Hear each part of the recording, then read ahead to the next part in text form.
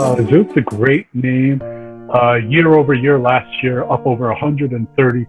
Obviously, with what's happening in the United States and the pandemic throughout the world, it's gone down a little bit. But the market's been taking off, and Zoom has been a direct participant of it. Companies and their employees are looking at the situation on a case by case basis with their employees and saying, would you like to work from home? And Zoom is going to be their preferred model unless they're using one of the other competitors, be a Microsoft Group or a Skype or the like.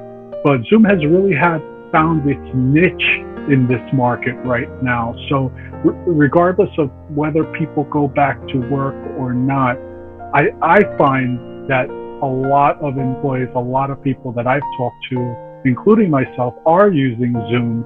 And if they need to record and do the like, just like we're doing, it's so easy to use. And that in and of itself is what I call an advantage.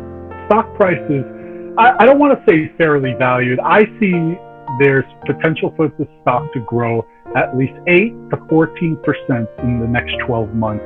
I'm going to probably be wrong. I think it might go higher because there's a lot more usage of this technology that I'm seeing. And just this year alone, we could see a 6 to 18% pickup. So that's my forecast for the stock. We've been wrong before, but a lot of times we've been right about things like this. We like Alibaba. We think that, like Amazon, even though they're trailing Amazon in terms of percentage return on an equity this year, that doesn't really matter. They're actually doing pretty well. And we think that that's the kind of company like Amazon that are in many different areas, retail and the like, that can do so well going forward because they have this business model that is very well received in China. We also, believe it or not, I like Starbucks in China because Starbucks has a 10% of their revenue comes from China. It's a big number. And they went through the pandemic.